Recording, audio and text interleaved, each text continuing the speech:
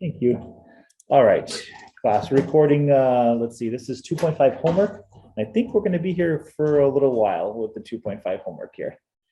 And so we're doing 1.105 right now. And we started the problem off talking about this is the profit function. When is the profit going to be 2.5 million?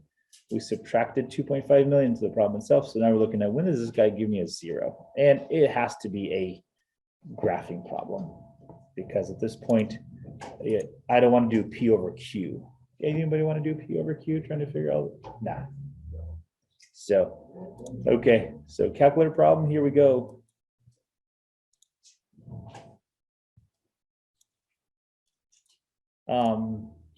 Y equals, and let's put this in. So negative 7.6 x to the third power. So you got to put this little caret key of 3 plus 4,830 x squared. So this is x to the second power. In fact, you can click this little button of 2 if you like, or you can just put caret and then 2 minus 2, 8, 2, 1, 2, 3, 4. Okay, guys, that's where we're at. I'm trying to find some zeros here. And the window setting is going to be crazy. Again? Initially, you can. I guess we can do it that way. Let's try. So let's graph it first. See if there's any lines coming through anything here. No, okay. We know we're going to go out to 60 though, right? So that's kind of nice. We know we have that. So then we can zoom out. So we've got zoom in, zoom out is number 3. And it has little 0, 0 dots in it. So I can do this. Oh, I got something here. Those are negatives. That doesn't make sense though. Oh, I have something here. So I'm going to start changing my windows here. So I'm going to go window. Looks like I'm out to 40 right now. I'm going to go like negative 10 to 70. At least what that's going to give me to do is I get my window and I get a lot extra on my window for my X's. And I'm going to go, my scale is going to be by 10s. Now this is the fun part. I'm just going to take a wild guess. I'm going to put in like... the Y value be 0, minimum and maximum 60, because that's the minimum and maximum that we have at the bottom. That's for the X. I did it for the X, 60.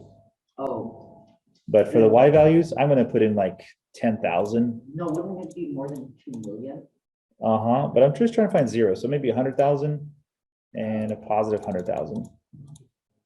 So 1, 2, 3, 4, 5. We'll see. And my scale, just so they're...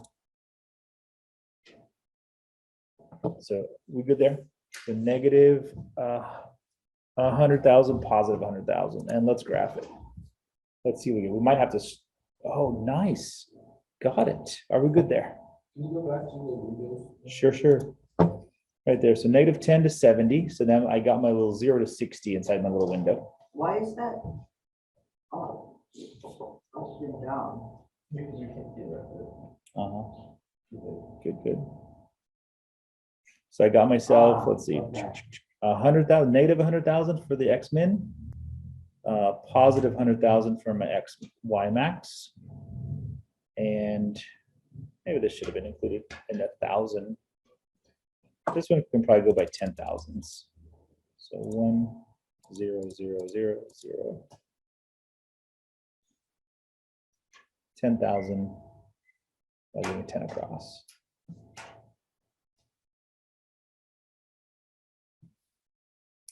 Good, now? Okay, so graph it. Here's what I got. Comes across, yes. So I want the lower one of the 2 right there. So let's go with it. Calculator wise, we have, we're going to calculate something along here. So second function, and we're going to calculate the 0 here. So number 2. All right, so I'm going to find, I don't even have my little dot here. I'm going to try to find where my dot is. Oh, there it is. Okay. So Click one before you cross the zero, click a little after you cross the zero, as long as you just have one zero that you've crossed, right? If you go a little further, you go up and then go all the way down, computer will go crazy. Click enter, click the guess, and we have ourselves 38.4. And look at that, why does he go to zero? Perfect. Okay, we're good. I'm gonna check right now. Let's see, we'll go back to the book it wants us to do. 2.5, number 105, it says 38.4. And then it says, and convert it to what it really means. Good, yeah, 38.4 is the X value, and this one says it's in terms of in dollars. X is the advertising cost in tens of thousands. So it's tens of thousands. So if you do like that.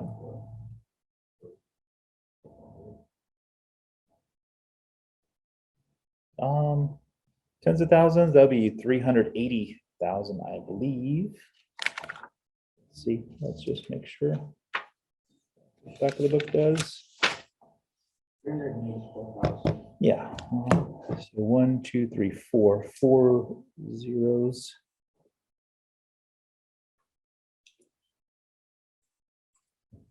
Yeah, it's 3 zeros because of the little point here. So you're going to lose a zero because of the point. So it should be 3 zeros behind the 384. Okay, that's in terms of dollars.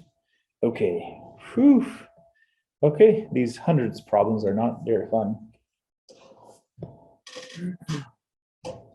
Okay, I do want to get through 2.6 though, so I'm thinking I'm gonna have to do this. I'm gonna do maybe one more, and the rest I'm gonna have to do later on.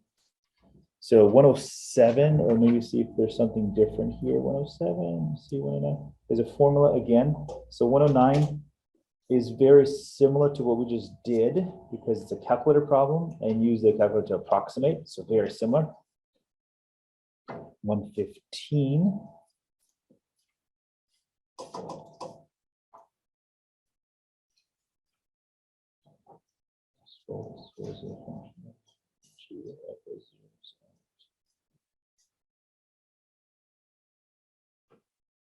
Okay, I'll take a look at those here. And those are the, so let's do 107. Quick like. Okay, and then 109, very similar to the 105 that we just did here. So a bulk food storage bin. Here's my little bin.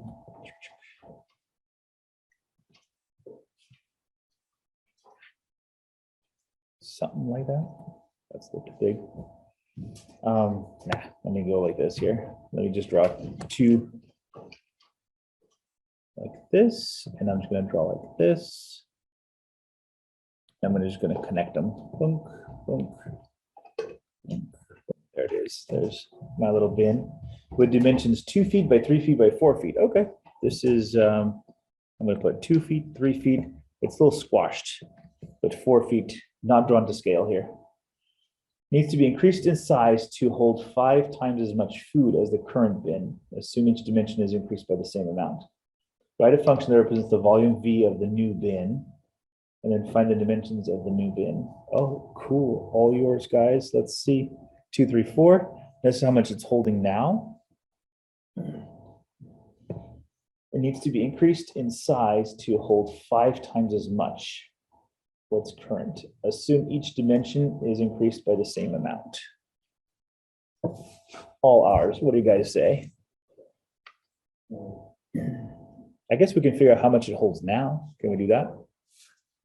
It holds. We want to figure out the volume right now. Volume, 24. So volume is length times width times height. So currently it's holding 24 units. I'm going to go 24 times 5. Wouldn't it be 24 units Cubed, yeah, not just in the units now, but yeah. 120, are you okay with 120? So that's what we want it to hold. And it has to be increased by the same amount each time, right? Okay.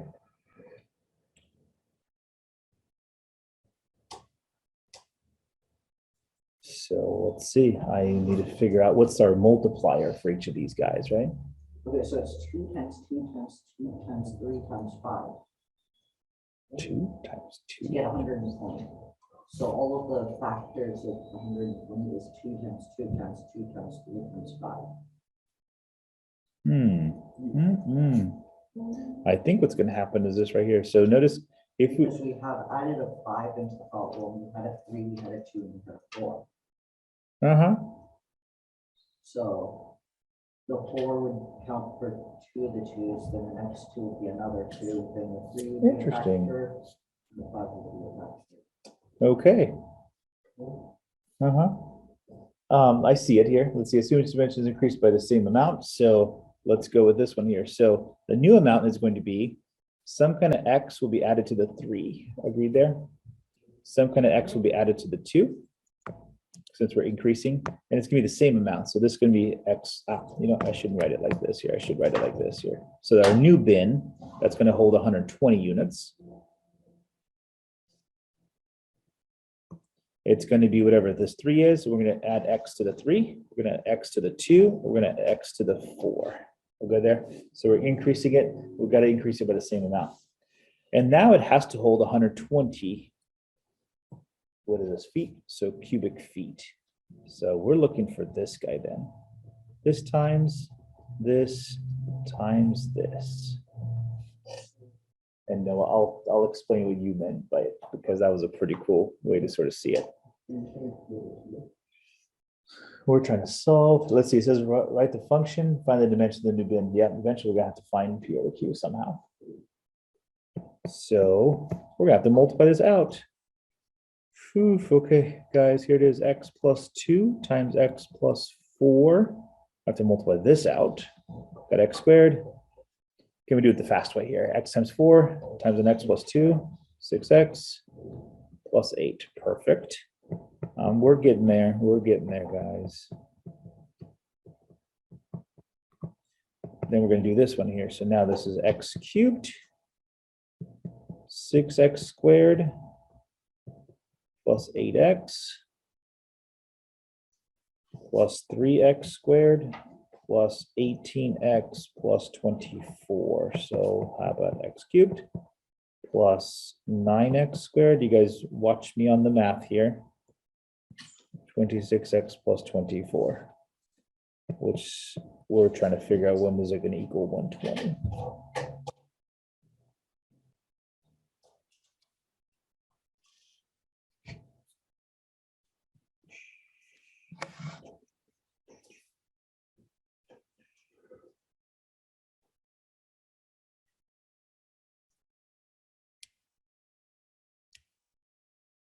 Okay.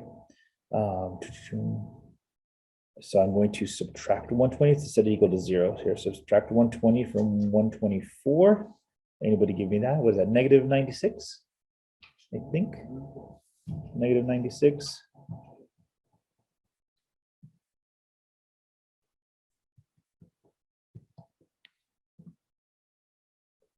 Was that like a yeah? Yeah. Negative 96. Okay. So now we figure out, oh, P over Q, I guess. Is that right? All the different factors of 96. No? Did you see what you do about the imaginary numbers? Well, I'm going to hold off on that for a little while here, just to we can get through this here. 96, guys. Factors of 96. You saw it if it went through. 240. Is it 48? Is half 96 48? No. No. Yeah. Okay, yeah, it is. Does 3 go into this here? I think so. 3 and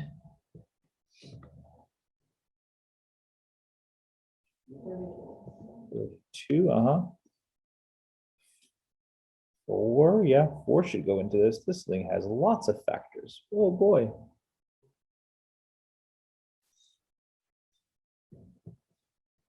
Four be 1 for 14. Is it 14 or no? No. Can't be 14. Yeah. 24. Okay. 5, nope. 6 into 96.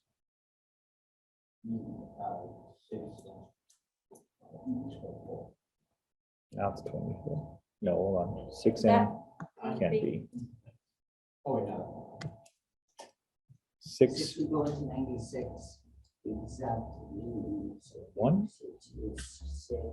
16 times. 16. Okay, perfect. Yeah, 6, 7, 8, 8 going to 96.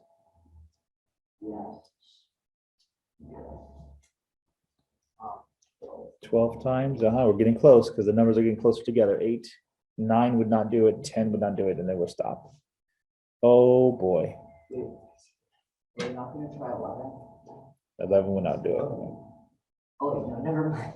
Mhm. So the Q value is just 1, right? Plus, and then these guys are all plus and minus. I didn't even put plus and minus in here. But because Q is 1, the P over Q is just going to be P all over again, right? So plus or minus 1, plus or minus 2. I like to put them in order at this point. 4, 6, 8, 12, 16, 24, 32, 48, and 96. Okay, guys. Now the question is this.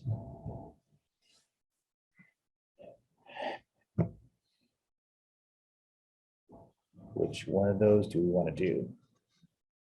Okay. Let's go back to our calculator. I like calculators now. So at least give me a guess, and then we can prove it algebraically first here. So I'm going to go y equals. Erase this guy. How about x to the third plus 9x squared plus, what is it, 26? 26x? Yeah. Minus 96. Okay, I got that in there. Ding, ding. My window, I'm going to go back to my regular window just for now, just sort of see. So instead of clicking on the window and trying to change all the settings back to the original ones, you just click on zoom and you go to zoom standard, which is number 6. So click on zoom standard, boom, it takes you back to a 10 by 10. Oh, nice. And I see something nice right here, right there. So hold on. So let me go to calc and trace and let me find my 0. Maybe that was my 0 right there. So I'm going to go this way. Oh yeah. Okay, so hold on. Before I pass it right here, and notice my x value, 1.9. After I pass it, 2.1. So before I pass it, left bound. After I pass it, right bound, and guess it, and nice. I like calculators. Okay, I'm going to try 2 as a value here. Okay, so let me plug in 2. Oh, hold on. Since we have it already, right? Do we need? You just do synthetic division. We can just do synthetic division. Do we even need the rest of it? We don't need the rest of it, right? We just need to figure out the value that we've just added.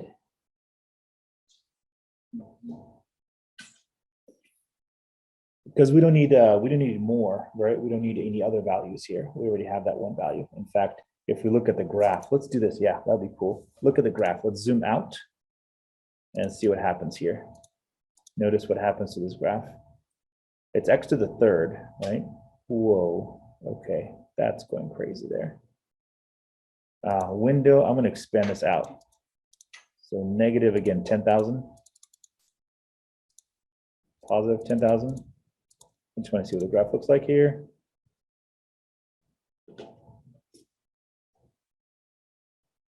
Oh, nice. It comes up right here. So let me scoot in a little bit. I think that was a little bit too much. Okay, too much. So negative, not negative 10,000. How about just negative 1,000? Or 100. Let me try 100. Let's see what the 100 looks like.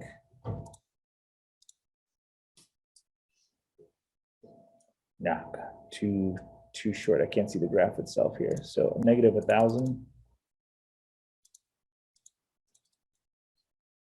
Positive 1,000. Nice. Okay, that's cool. So notice it doesn't touch. There's a gap there. And then it comes up, so it's only touching at one spot. So Alka, even if we were doing synthetic division, finding all the other x's, it wouldn't help us.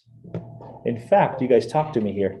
There's only one time it crosses the x-axis. What do we know if we did synthetic division? What do we know? What would our answers look like for the remaining answers?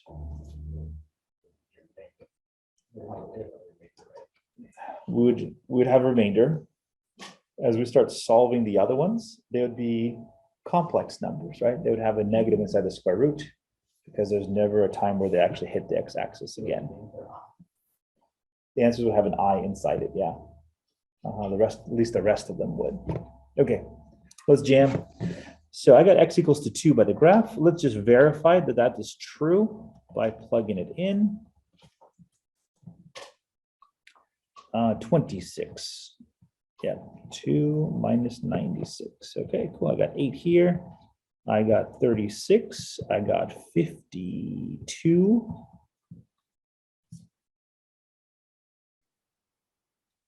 Let's see, that's 40. Yeah, I think 8 plus 36 is 44.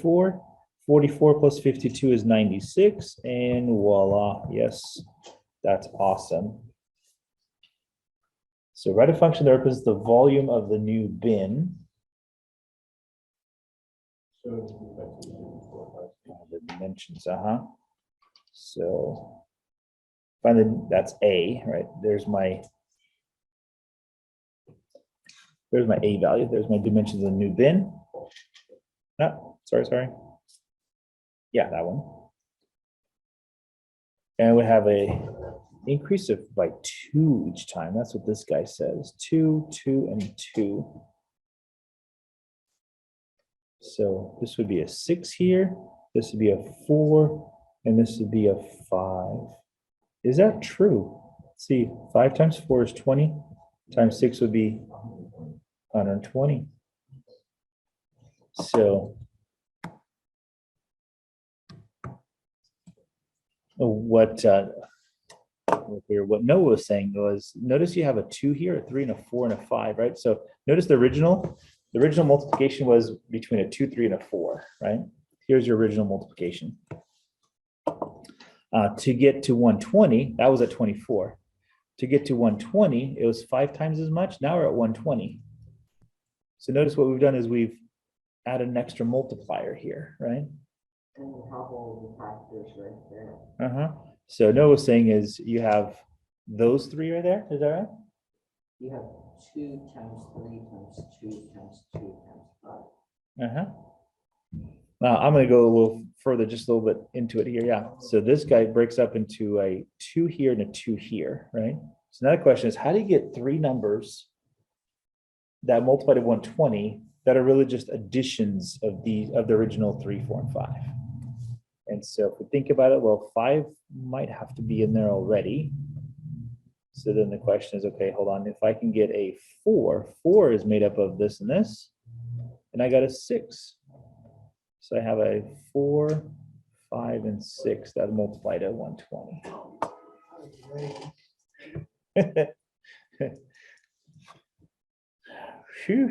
Okay. Going away like offshoot. That's cool. Okay. The rest of them I'm going to save. I'm going to send it to you guys by a PowerPoint. We're good. They want us to actually throw a box or it's just saying Yeah, I think it's just x equals 2 because it says how much does it increase by. So let's see, find the dimensions. It says find the dimensions of the new bin. So it is going to be a 4 feet by 5 feet by 6 feet bin.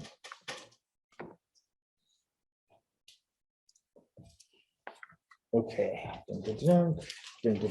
Basically, you can just use the numbers that you have there and look at the p values, and then any numbers that overlap are going to be your numbers. Agreed. Okay, class, let's see. We got 25 minutes here. I think we can do this here. I had a little extra time, so I actually made little lecture slides to 2.6. So 2.6 rational functions don't need to do all this. This we'll just talk about. Example 1, finding the domain and the rational function. And so real quick here, we've been dealing with polynomials so far. Let me kind of back up just a little bit here. We've been dealing with things that go like x cubed plus 7x squared minus 3x plus 14, right? So these guys we learned about. I know this is way before Thanksgiving and before Thanksgiving dinner. All that stuff, and the turkey makes you forget stuff. And so we learned that if you have like x squared is going to go up and down, down and up, right? X to the third becomes like this, or like this. We're good. See if you guys agreed something like that, right? We learned about in behavior. We learned about zeros, right? And so now the question is this: if I can take one of these functions and divide it by another function, let's say this is g of x. I'm going to just x cubed plus 12x. 12x. Here's what I'm going to. So rational functions are this right here. They are just the division between two polynomial functions. Now this is kind of crazy. Ours will be a little easier, but really the next step is this right here. What happens if I just combine these two functions together?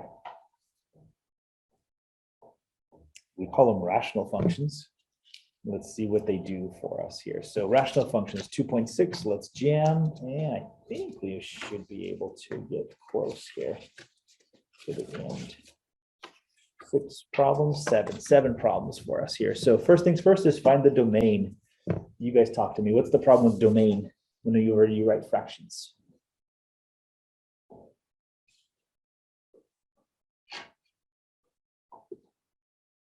I don't know. It's a Monday after Thanksgiving break. I understand. So with fractions, we have this little thing that you cannot divide by 0. Yeah, can't divide by 0 ever. So now would negatives work here? Yes. Yeah. Would negative 1/2 work? No. Yes. Yeah. Would negative 0.1 work? Yeah. Would 0 work? Yeah. Okay. So we're going to go like this here. All, I'm going to write the way the book writes it, I believe. So we have it the same type of answer here. Domain. Yep. All real numbers. Chicken scratch here. Except x equals 0. There it is. Except x equals 0. Those are easy to do. This one's also pretty easy to do, right? What would cause the 0 to be there in the bottom of x plus 4? X equals -4. Perfect. All real numbers except, I guess I should spell except, E-X-C-E-P-T, except x is equal to -4. That's still an easy one to do. Now let's see if we do some more difficult ones. What about I numbers? They will not give you 0, so it is a-okay. Also, aren't imaginary numbers not really imaginary numbers? Could be. Depends if you imagine that. Okay. How about this one? C. C is a little different here. We've got x squared minus 1, maybe a little bit difficult to figure out. I think we can probably guess at this one pretty good though. But if you need to, so on the homework, just in case, maybe actually you need to do the math. So then we do this here. The question is, when does x squared minus 1 equal 0? That's the question.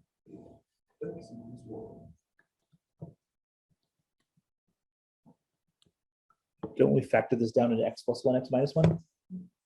And then we set each of them equal to 0. So if x equals ±1. Perfect. Yeah, there's a -1 problem and there's a +1 problem. So domain is all real numbers except x is equal to -1, comma, +1, or -1, 1. The sophisticated way of writing it, you can even write except x is equal to ±1. That's another way to write it. That's cool too. Don't need to write both, just one of them. Say again? Yeah. Yeah, all real numbers. There's just another way of writing it right here. So you could have wrote it as I'll do the easy way here. Dun, dun, dun, dun, dun, dun. Just means whatever's above. Okay, cool. How about D? When does this guy ever give you 0? So x squared plus 1 is equal to 0. When? If x equals 5 squared. Ah, that is so cool. Okay, let's have this discussion. And so we are on an X and Y grid, correct? And we'll be graphing this. And so what we're doing is we're only using real numbers anyways. There's never a time we don't use imaginary numbers here. The imaginary numbers are only when we're trying to find X intercepts.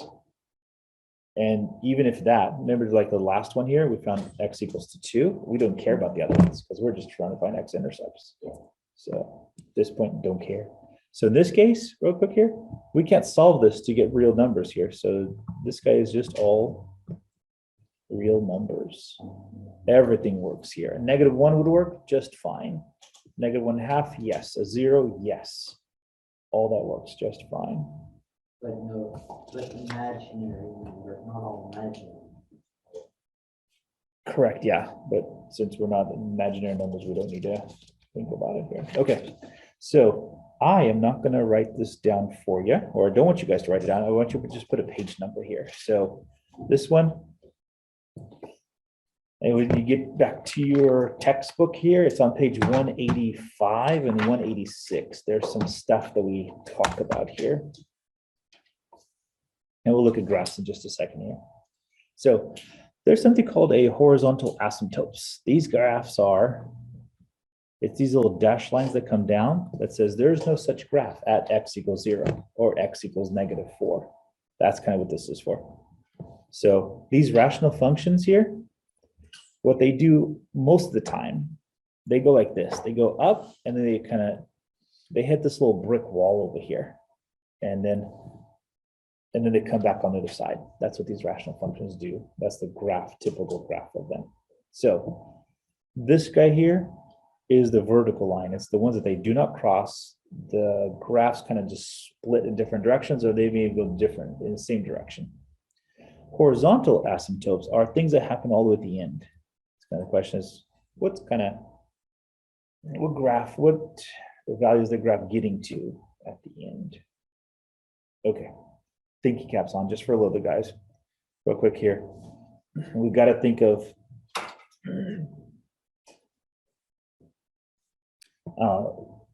so 186. Sorry, guys, 186. Here's what we got, and then we'll jump to the problems with them. So if you look at a rational function in its almost like theoretical form, it looks like this. The numerator is going to look with all these polynomials on top, and the a sub n, that just means the number in front. It's the multiplier in front.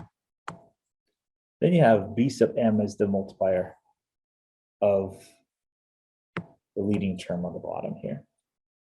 And so what we have is we have no common factors between the two. So here's a few things here.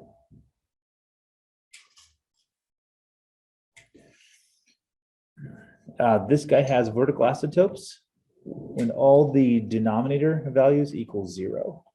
So we're going to solve for those. We actually just did. We looked at domain issues. The next is this whole concept of horizontal asymptotes. We'll get to them in just a little bit here. So if n, the degree on top, is less than the degree on the bottom, we do have a horizontal asymptote, and it's y equals 0. We're good there? And we'll work with this a little bit here, just on page 186 if you want to write it down. If the degrees on top and bottom are exactly the same, then we do have a horizontal asymptote, and it's the ratio of the two leading terms. It's just these guys here. And if n is greater than m, then we have no horizontal asymptote whatsoever. So that means it doesn't go to a single direction.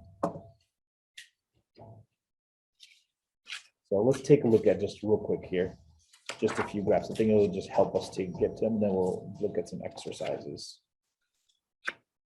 to them. Okay, and then just checking on time here. Yeah, I think we'll have, okay, cool. Boom. You guys give me the vertical asymptote. So I'll just label as VA. So just let's do this here, VA. And these guys are lines, so they're not just VA does not equal something. VA is a label. So talk to me if this makes sense here. There's my vertical asymptote right there. So if I was going to write it, I would say VA and X is equal to -1.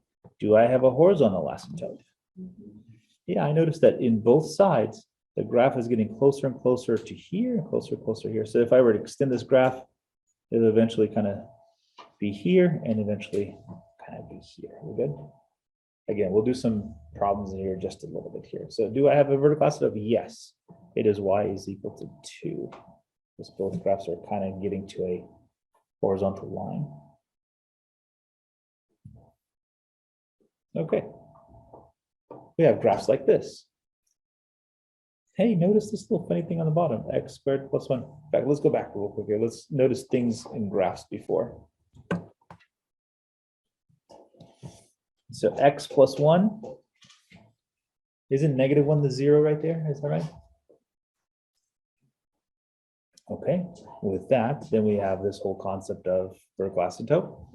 And then for the horizontal asymptote, notice, aren't the degrees exactly the same right here? So that means the horizontal asymptote should be the ratio of the two terms. So real quick here, we always look at degrees between numerator and denominator here. So 2x over x, it's going to fit this little guy right here, b.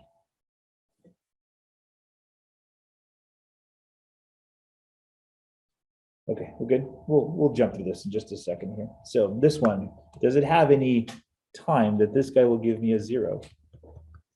Is that even possible? So are there any vertical asymptotes? None.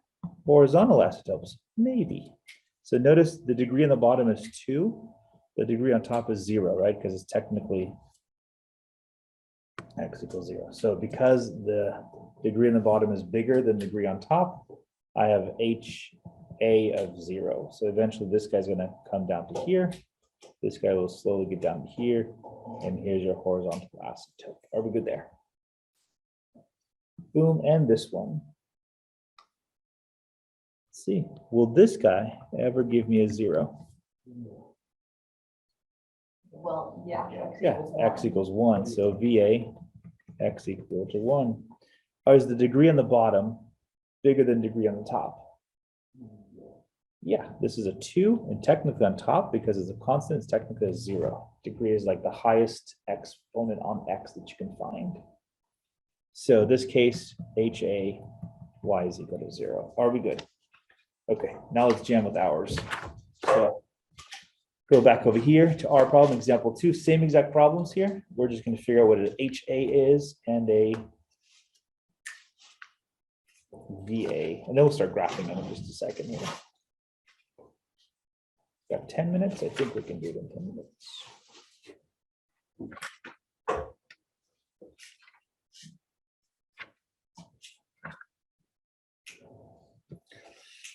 So find all horizontal and vertical asymptotes of the graph. So this would be easy enough, I think. Do we have a vertical asymptote? Is there ever a time this guy's going to give me a 0?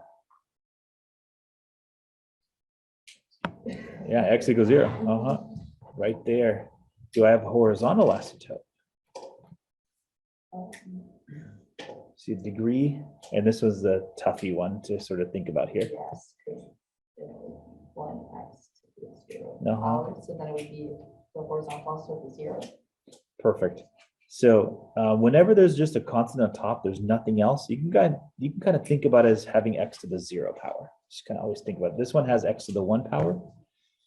Is the power on the bottom bigger than power on the top? Absolutely. I have y equals 0. Let's see if I graph this guy or not.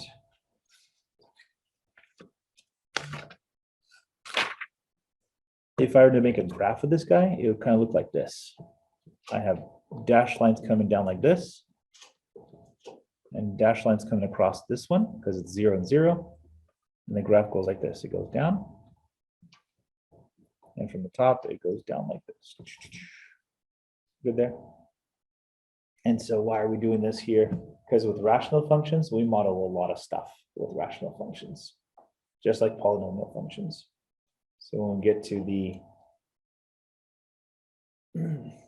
to the exercise problems here, we'll do some of those here, but average speed of things, cost of production, when the cost goes skyrocket to infinite almost, we do it with those.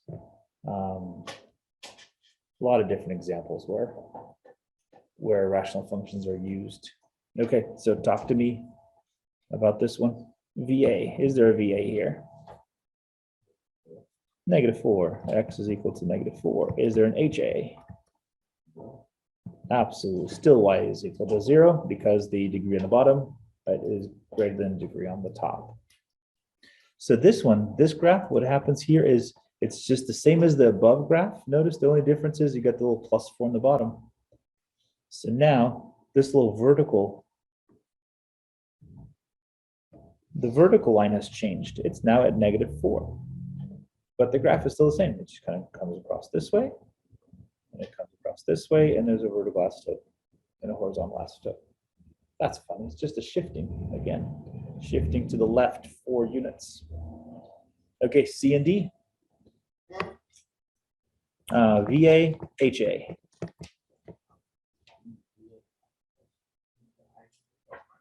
Oh, wow, there's 2 here, huh? There's x is equal to ±1. There's 2 and HA. Still 0, because the degree on the top is smaller than the degree on the bottom. Okay, last one here for this type. VA, HA.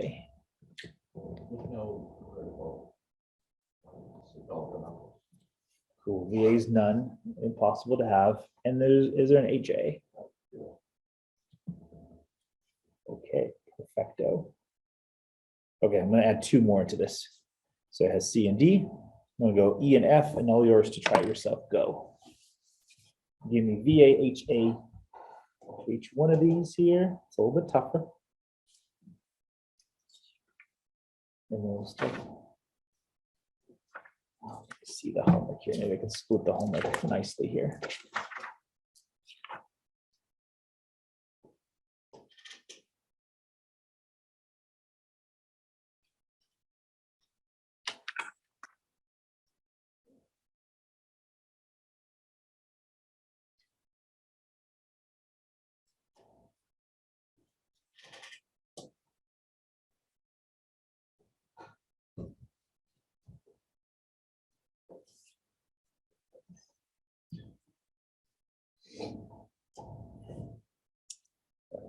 Left.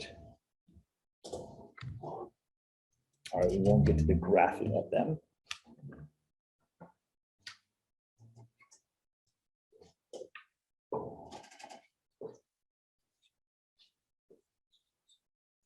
Okay. So let's go for it here. So 2x squared over x squared minus 1.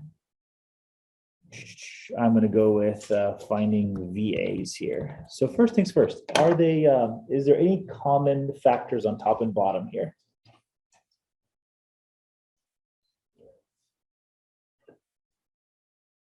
You can't factor it down though, right? There's no way to factor, because this guy factors into x plus 1, x minus 1, right? Which will not cancel with anything on top. So let's do this here. So in this case, VA in this case just be +1 or -1. I'll go with that, yeah.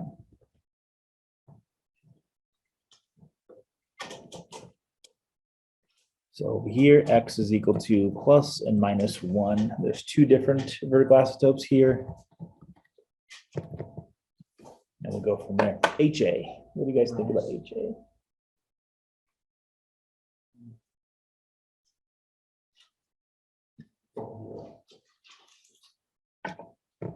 So notice the degrees here. The degree on the bottom is a 2. Degree on the top is a 2. It's a tie. It's a tie ball game.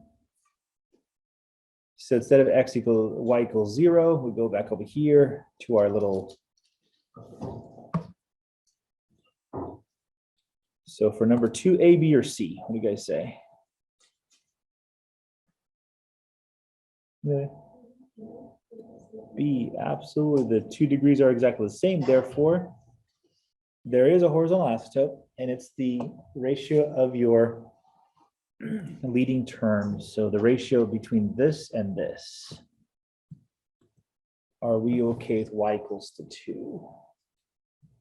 This next one, the 3A equals -3, 2. Cool. Okay. I'm gonna say no is wrong. So let's go with it. So this one here. -2 and 3. Oof. Sorry, man. So sorry. Is that not in it? So this is the weird one here. Let's go with it here. So f of x is this guy here. So notice the condition. Let's go back. Notice the condition is this. They have no common factors. And so with things that look like this, there just may be some common factors. So let's start factoring. So top one factors into do what? 2 values. -1 and 2. Positive 2, -1. Perfect. The ones on the bottom. -2 and -3. Perfect. Okay, so yes, they have common values here, huh? Bummer. So look at this. The x plus 2 is a common factor. So it's just x minus 3. Okay, so let's put this all together because this is the last one that makes sense here. So let me go back to here.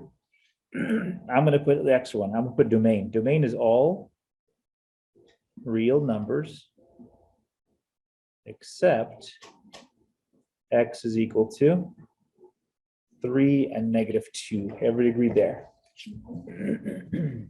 Because they have common factor of x plus 2, the VA is only going to be x is equal to 3. Are we good there? And HA goes back to the beginning. HA goes back to here.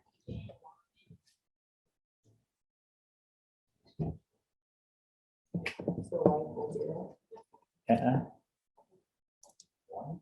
1. How come 1?